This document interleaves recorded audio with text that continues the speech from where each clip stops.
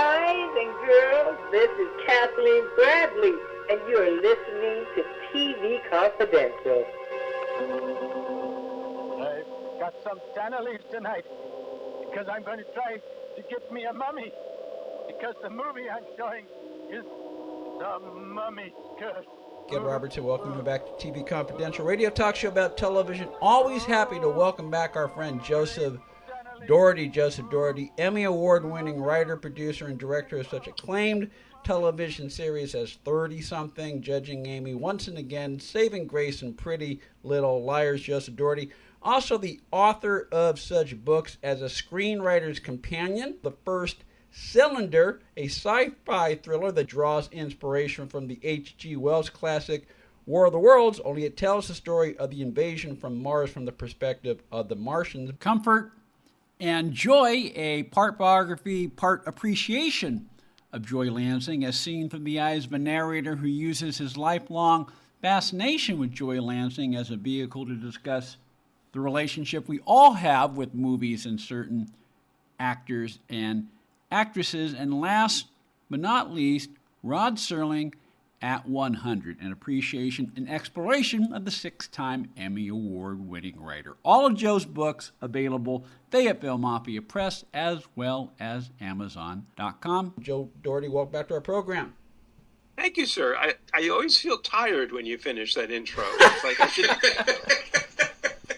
Gee, I had a nice grilled cheese sandwich today, but that's about it for me right now. Well, you had enough time to finish your grilled cheese during that introduction. Once you cut off the crust, it's pretty much a done deal. I get a hard time from my guests when I introduce them.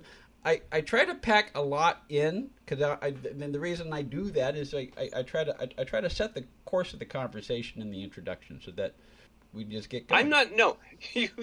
You left out my SAT scores. I'm perfectly all right. Your SAT scores were 1750.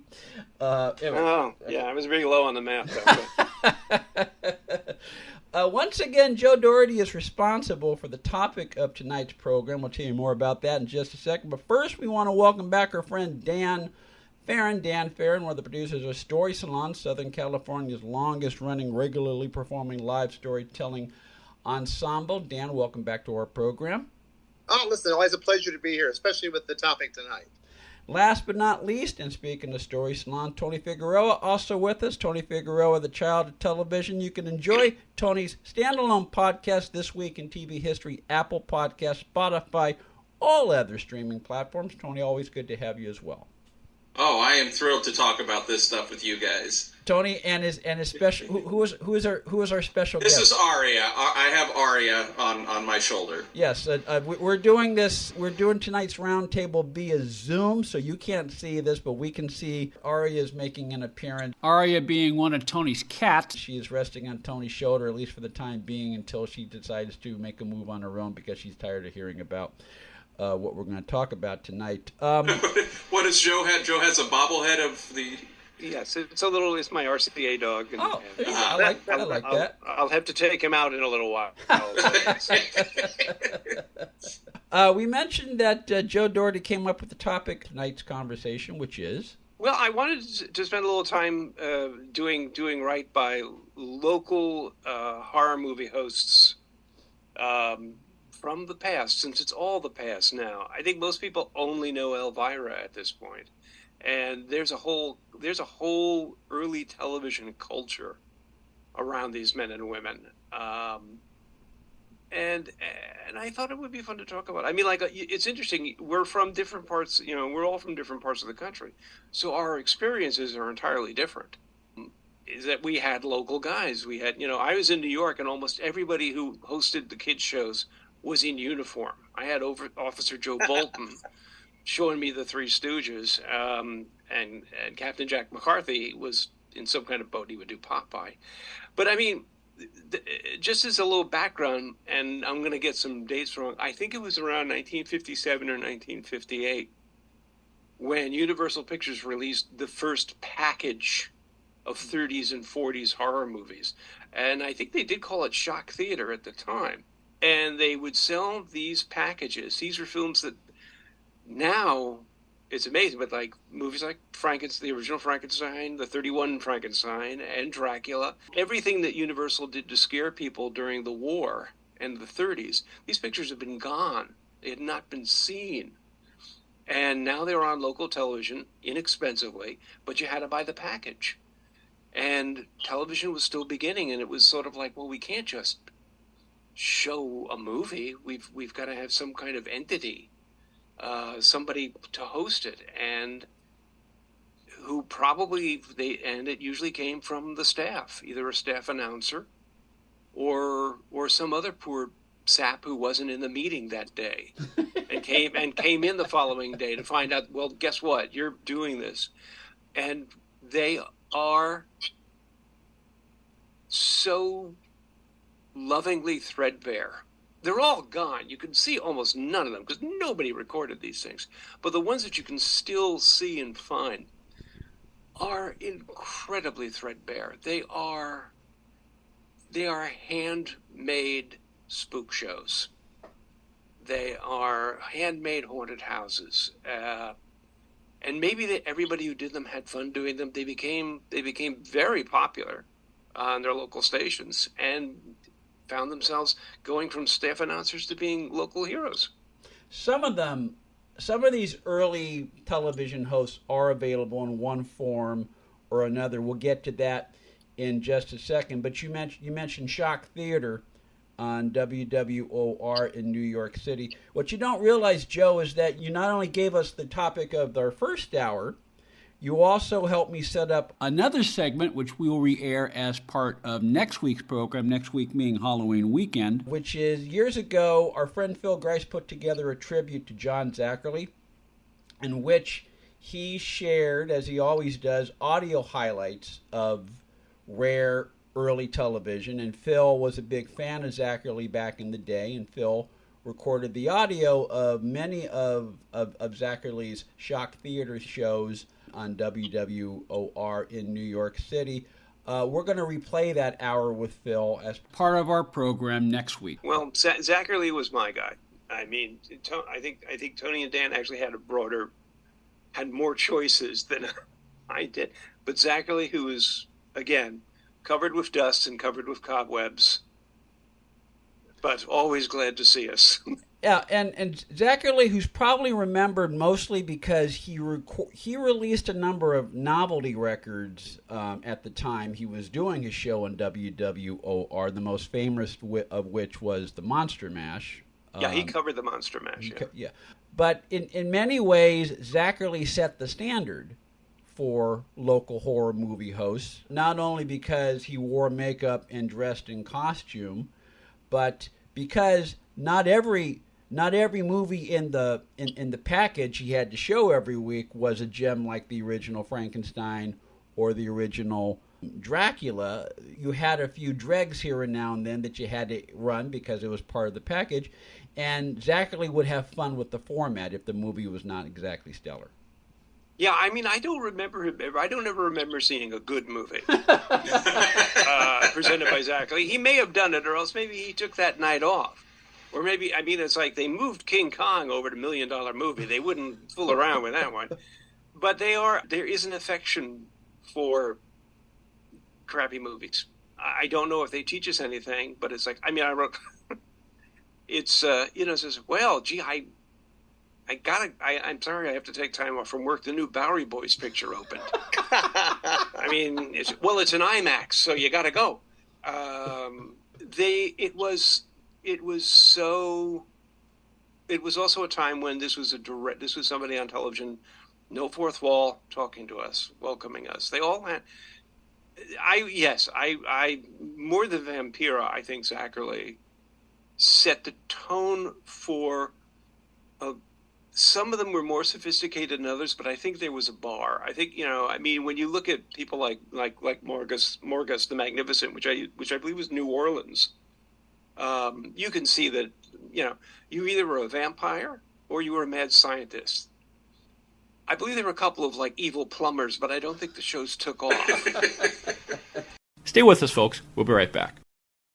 One more item. If you're starting a company, particularly one that is in an emerging market, you know that averting any sort of legal dispute is crucial to your business plan. Our friends at Tectonic Law offer an array of services that can help you avoid and preempt future litigation while also developing and protecting your intellectual property and intangible assets. Tectonic Law serves the needs of a host of emerging industries throughout California and beyond, including industrial designers, beverage makers, artists, farmers, retail stores, health practitioners, wellness experts, cosmetics manufacturers, nonprofit organizations, innovators in sustainable practices, and libraries.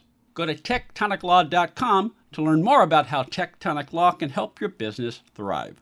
tectoniclaw.com. Rock solid representation for groundbreaking industries. This portion of TV Confidential is brought to us by our friends at Front Porch Realty, the community of realtors in the Northern Bay area of California that is committed to finding the solution that is best for their clients. Whether you're a first-time home buyer or looking to sell or lease your property in Northern California, call Karen Strain at 415-886-7411 or visit frontporchrealtygroup.com for more information on how they can help you. Ed Robertson thanking you for listening to the TV Confidential podcast. If you like what you hear, please hit the subscribe button so that you won't miss our next episode.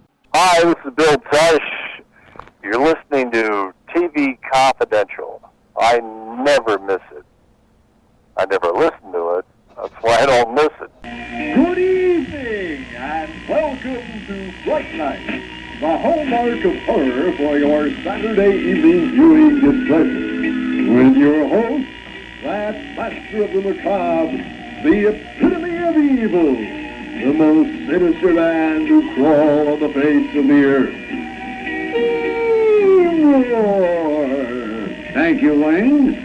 Joseph Dougherty, Tony Figueroa, and Dan Farren are with us as we take a look at local TV horror movie hosts. Joe? Tony and Dan, what were the evil madness in your lives, in your kidhood? And Tony, you probably came to it a little late. I came to it a little late. I'm the youngest one in the room, but for some reason my beard is probably the whitest next to Dan. Well, yeah, you can't tell. I'm getting more white than gray. No, mine came out white, which shocked the hell out of me. But I was like, we were in lockdown, so I was able to self-medicate. Well, when I lived in Defiance, Ohio, I lived with my grandparents, and my grandma let me watch a lot of stuff, but not anything scary because it was going to give me nightmares. I do remember the kids show host. There was a guy named Mr. T and his cartoon Seller. And right there. Right there. And he would have, a guest from the Toledo Zoo bringing an animal. And then there was a guy named Uncle Ben, and he was in an attic. So there was one guy in a cellar and one guy in an attic. And he also had a guest from the Toledo Zoo, same guy. And there was 2 rag dolls named Patches and Pockets, and they lived in a toy box. On one of the other floors in the house. I guess somewhere, maybe in the solarium of the same house, which concerned me because at the end of the show, they would pack up all the toys, and they themselves would go into the toy box, and the toy box would shut. And in hindsight, I'm thinking a lot of kids probably went into their toy box and locked themselves inside and suffocated. So I remember those. I know there was a Grim Reaper character from one of the stations. Now, I lived in Defiance, Ohio, so we got stations from Toledo, Fort Wayne, Indiana, which was always an hour later, and Bowling Green, Lima, those areas. So, I'm a little fuzzy. And then, I've done research, and I can't find who was who, and, because I can't find any record of any of these characters that except for Patches and Pockets. But all Uncle Ben and Mr. T and the local bozo, who also would get a guest from the Toledo Zoo. Yeah, they were big. Toledo Zoo had a deal going. This one guy, and I can't remember his name, from the Toledo, did all the kid shows. And he would bring a raccoon or an alligator or something onto these shows. But we did have the local bozo affiliate, and his set was like a very tiny vaudeville stage. I always felt like, this is a cliche, but I mean, bozo to me is scarier than anything that Morgus ever did. I mean, it's like, that's That was it in its beginning years. But you know, a lot of people I don't think fully appreciated or understood that Bozo was a franchise. Yes, it was. You had a Bozo and just like a Romper Room, you know. So if you were in New York, I'm sorry, Tony. Would you like to say you got a Bozo in every town? Every town, yes. So there was a Bozo in New York, L.A. It started in L.A., but probably the most famous one was the Chicago one. But just like Romper Room, you would have Miss Jane, Miss Mindy, you know. So if you were in Georgia, you wanted, you know, the Romper Room host to sound like she was from Georgia. Bozo was a franchise that started with the man who was Nancy Olsen's second husband, if I remember correctly. I can't. Larry Harmon? No, not Larry Harmon, but. Was Larry Harmon the Chicago one? Larry Harmon, I think, was the Chicago one, but he's the one that Krusty the Clown was built upon. Yeah, but she talks about this in her memoir about her second husband was he ran it was either RCA or Capitol. Oh, that's right, because Bozo started on the records. Yes. Yeah, they had the records and the Golden Books But I remember there was a horror host that we would watch in Defiance, and he was like a Grim Reaper, but he was totally in black, so you didn't see a face. He just, it looked like a Black Klansman in hindsight, but it's... pretty scary. Pretty scary, but I remember he made personal appearances, and his voice sounded kind of like Black Manta on the Super Friends, you know, which was Aquaman's arch nemesis, kind of, you know, just had that. Aquaman was the Jamaican equivalent of... Aquaman, yeah. I'll get telepathic later, man. And, yeah, so he would do these... So he had this stuff with the blue screen behind him, but he would make the personal appearances, and I remember one time the background behind him was a fish tank because he was going to make a personal appearance at a local aquarium store. You know, come see me here. You know, and of course this stuff was happened before, you know, action for children's television, because a lot of times these local hosts would take, you know, go see me at, you know, Johnny's Toy Emporium, and I'll be signing autographs. So of course the kids will want the parents to take them to Johnny's Toy Emporium. I'm hoping there's not really a Johnny's Toy Emporium. And they would, you know, want to take, the parents would be dragged to the toy store, and the parents would get pissed off. Well, I think a lot of those local hosts, I don't remember the horror hosts doing commercials, but they would do commercials. You know, I learned about Bosco from Sandy Becker. They were shilling everything, but local businesses, you know, that, you know. Yeah. This Saturday, come to... Yeah, they would go to store openings, and that was like, and the station made a couple of bucks on it by selling ad time. I moved to L.A. when I was 7, and we had Seymour. And Seymour was responsible for Knott's Berry Farm's Halloween Haunt. You know, he did that for quite a few years before he died. Was Seymour a Dracula kind of guy, or? No. First of all, Tony, you were 7 when you first saw Seymour? Yeah. And I remember I was 18. That really upset me. Yes, I am the youngest in the room. Seymour dressed a lot like Vincent Price in Madhouse or one of those kind of films. He had a big broad hat, and he had Kentucky. When I was little, I thought he dressed like the Hamburglar. I got it. Unlike all the other ghost hosts and whatever that spoke, you know, slowly and mysteriously. No, Seymour was just a guy who should be selling snake oil up on the balcony. He talked like this all the time. He was always going a mile a minute, 100 miles a minute. And you can find some of Seymour and a lot of other hosts on YouTube a little bit. But I read it. See, again, this you're getting into, as the kids say today, my jam.